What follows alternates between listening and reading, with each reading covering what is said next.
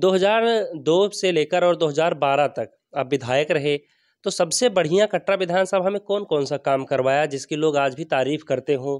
10 साल आप सत्ता से दूर रहे, तो लोगों के लिए कितनी लड़ाइयाँ लड़ी, कितनी बार आपने आवाज़ उठाई लोगों की और कौन-सी ऐसी लड़ाई है जिसमें आप सबसे ज़्यादा आगे रहे? आपने बताया कि किसानों के लिए लड़ाई लड़ी आपने और इतने सारे काम-काज आपने गिनाए, तो फिर जितने भी लोग हैं, वहाँ की जो जनता है, उन्होंने नकार क्यों दिया आपको? कहाँ कमियाँ रह गईं? बीजेपी विधायक जो हैं बावन सिंह, इस बार इस कार्यकाल में कभी बातचीत हुई कि जैसे ये जो दिक्कतें हैं क्षेत्र की, ये दूर करवा दो? क्योंकि हर कोई जितना असर आपका पड़ेगा, उतना शायद आम जनता का ना पड़े। तो कभी आपने उनसे बातचीत की क्षेत्र की समस्याओं को लेकर? लोगों से जब आप मिलते हैं तो बड़ी-बड़ी समस्याएँ क्या गिनवाते हैं? क्षेत्र की अगर कटरा विधानसभा की बात करें, तो सबसे ज़्यादा लोग किस बात से परेशान? क्षेत्र में कौन-कौन से काम हैं जिन पर आपकी नज़र है कि हाँ, ये काम ज़रूरी है होना? इस वक्त हम उत्तर प्रदेश के गोंडा जिले में बैठे हैं और अभी इस वक्त अगर बात की जाए तो जो चुनावी सरगर्मियां हो काफ़ी तेज हो गई हैं। बात करें अगर कटरा विधानसभा की तो यहाँ से समाजवादी पार्टी के राष्ट्रीय नेतृत्व ने बैजनाथ दुबे पर भरोसा जताया है, उन्हें टिकट दिया है। बात करेंगे उनसे। तो सबसे पहले तो सर आपका स्वागत है धन्यवाद। भरभरी में। धन्यवाद आपको, आपके चैनल को धन्यवाद। हम बात करेंगे शुरुआत से, चूँकि आप 10 साल सत्ता से दूर भी रहे, तो कहाँ से आपने राजनीति की शुरुआत की? कैसे-कैसे आगे बढ़े? 2002 में फिर आप जीते, 2007 में जीते, फिर 2012 में हार गए, 2017 में हार गए, तो थोड़ा शुरुआत से बात करते हैं। कैसे हुई शुरुआत? शुरू में तो हम ब्लॉक प्रमुख हुए, हुँ, जनता ने हमको ब्लॉक प्रमुख बनाया।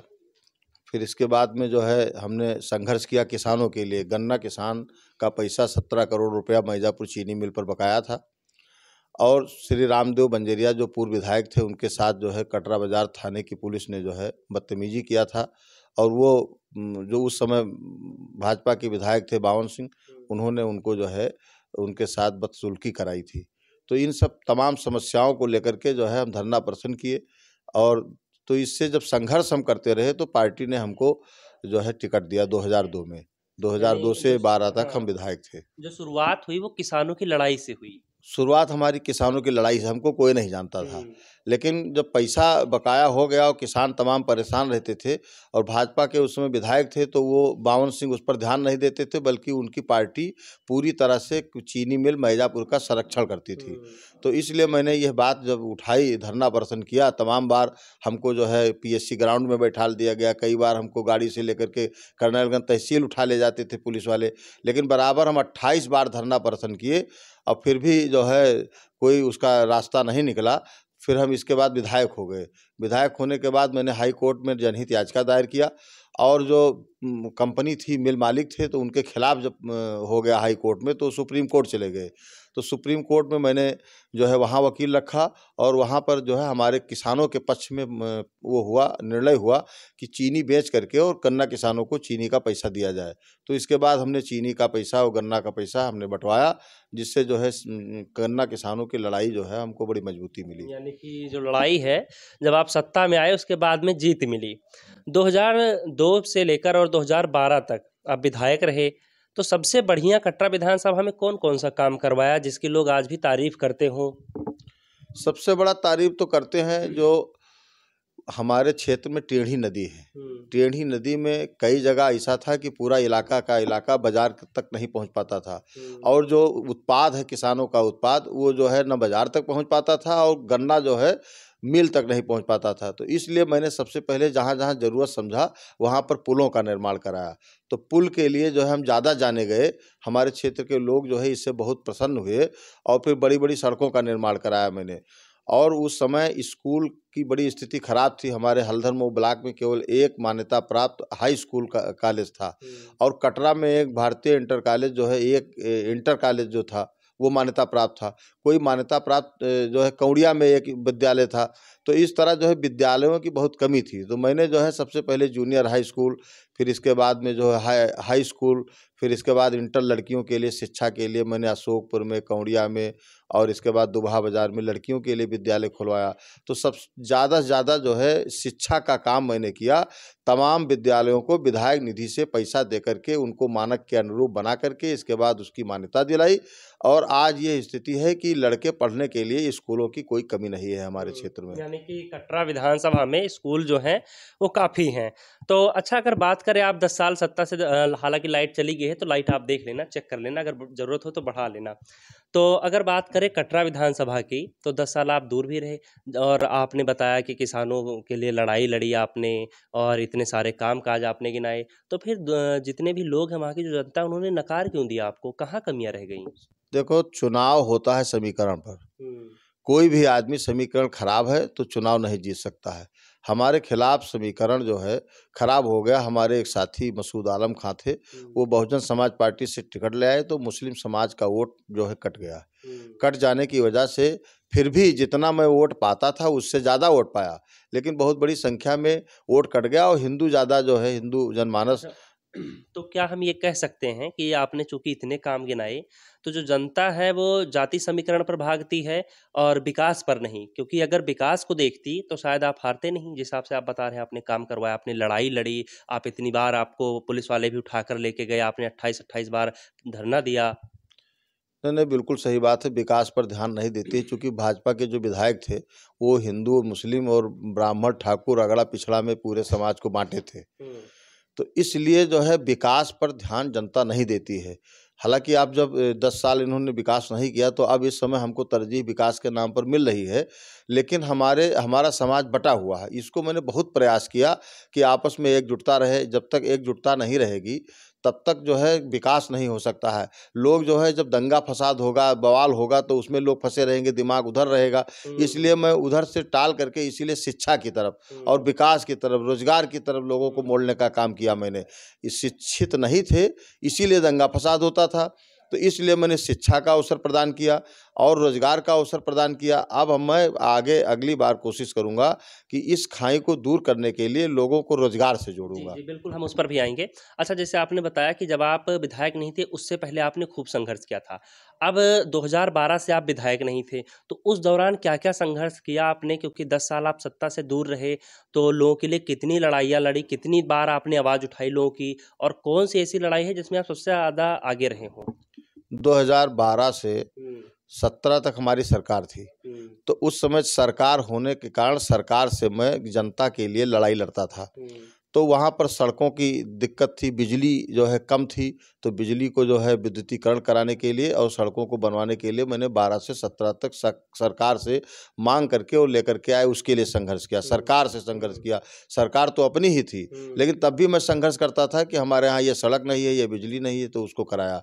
और इसके बाद 17 के बाद जितना गन्ना गन्ना किसानों का, जैसे तेल डीजल का, यूरिया, डाई, धान नहीं बिकता है, गेहूँ नहीं बिकता है, सबके लिए मैंने संघर्ष किया। अच्छा, इन पिछले 10 सालों में कभी प्रदर्शन पर बैठे, धरना-वरना पर? कम से कम कुछ नहीं तो 40-42 बार धरने पर बैठे, हुँ। जिलाधिकारी के यहाँ वहाँ बैठे, एसडीएम के यहाँ बैठे और जो है। कौन-कौन से मामले को लेकर? नहीं, हम तो मामले जैसे डीजल और पेट्रोल की का दाम बढ़ा, हुँ, उसके लिए बैठे, हुँ, डाई यूरिया नहीं मिल रही थी, उसके लिए बैठे, हुँ, भ्रष्टाचार तमाम विधानसभा में था, तमाम पैसा जो है निकाल ले रहे थे बिना काम कराए, उसके लिए मैं बैठा।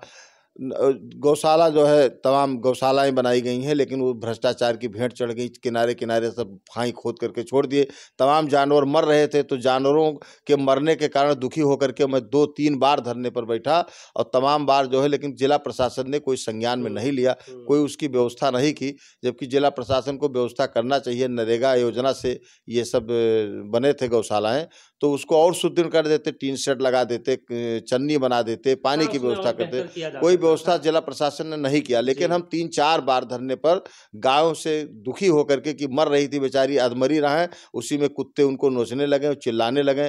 तो ये सब देख करके व्यवस्था में 3-4 बार जो है धरने हुँ, पर बैठा, गायों के लिए। हुँ। अच्छा, कहते हैं कि अगर सत्ता में हो और चूँकि पावर भी रहती है, उस वक़्त पैसा भी रहता है, तो जनसेवा आसानी से की जा सकती है, और जब आप सत्ता में नहीं होते हैं, अगर आप उस वक़्त जनसेवा करके दिखाते हैं, तो वो मानी जाती है कि हाँ, असली जनसेवा है। तो ऐसे में जब आप 10 साल दूर रहे सत्ता से, 10 साल होने वाले हैं, आपने कितनी जनसेवा की? आप कितना गए लोगों के बीच में, कितना उनसे मिले? हम किसी भी दिन घर नहीं बैठे। हुँ, मैं 18 घंटा काम करता हूँ, चाहे जीतूँ चाहे हारूँ। सबके यहाँ दुख सुख में पहुँचा, सबके शादी विवाह में गया, मरनी में गया। तो इसलिए किसी भी दिन मैं घर नहीं बैठा हूँ। जब से मैं चुनाव हारा हूँ तब से मैं रोज़ न्योता आता है 20-25, तो 20-25 करने के लिए हम 12 बजे से निकल जाते हैं, रात 12 बजे तक करते हैं।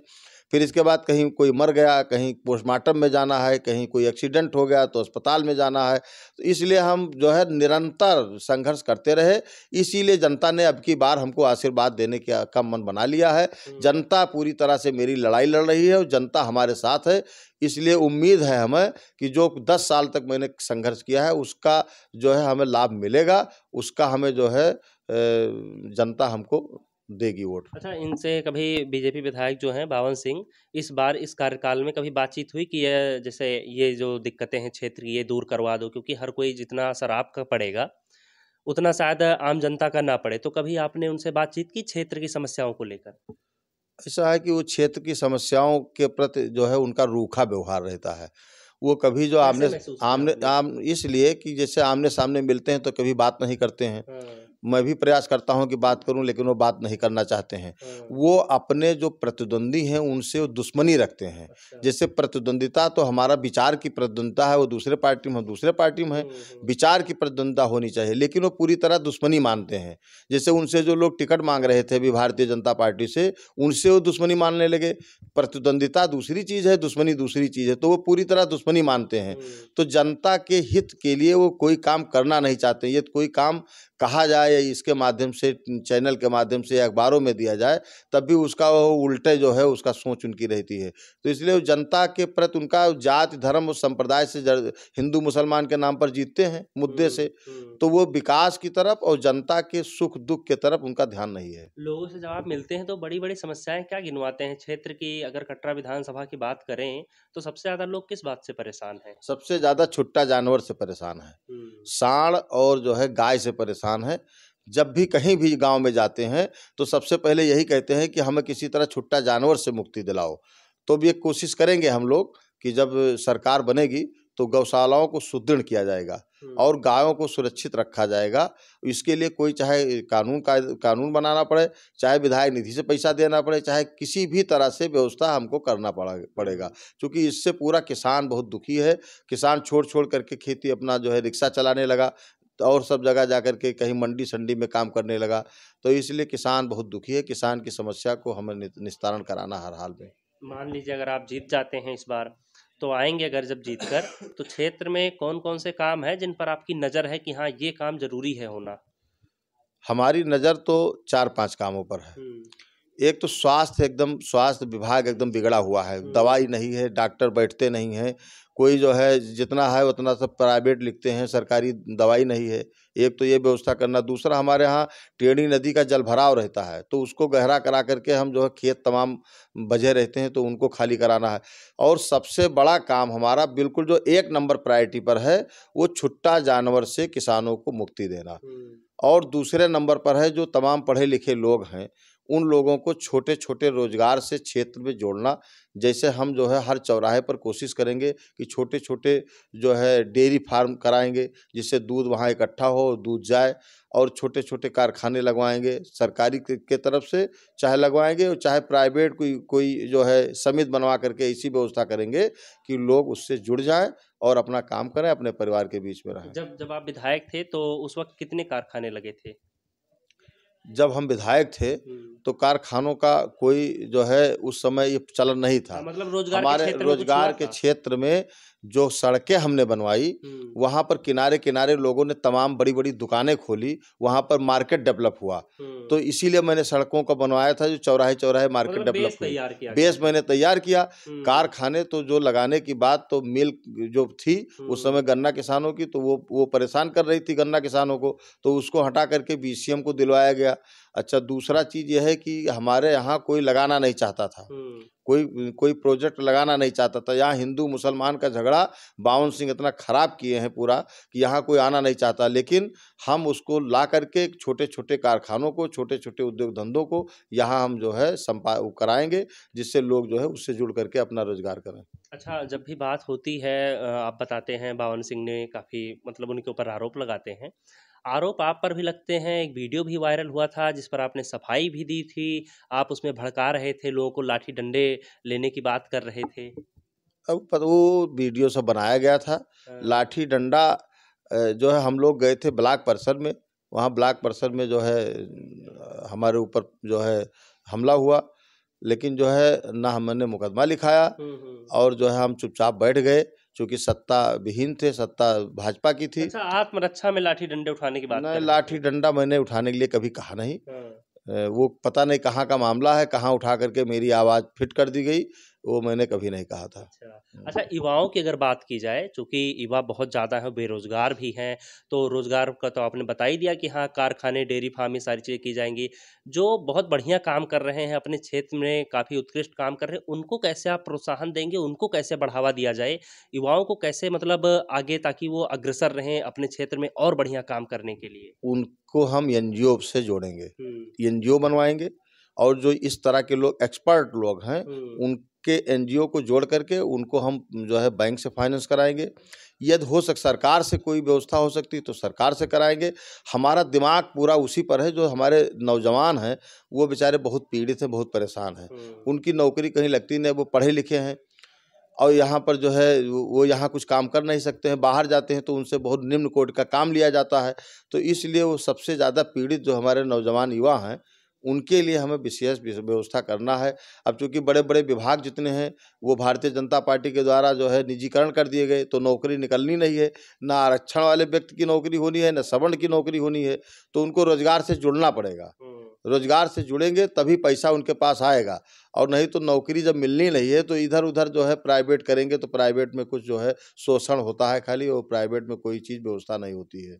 अच्छा, अगर बात करें अभी वर्तमान में तो चुनाव की तैयारियां तो खैर चल ही रही हैं, वो तो 10 मार्च को पता चलेगा, लेकिन खबरनवीस के माध्यम से आप अपनी विधानसभा के लोगों से क्या कुछ कहना चाहेंगे? क्या कुछ बताना चाहेंगे उन्हें?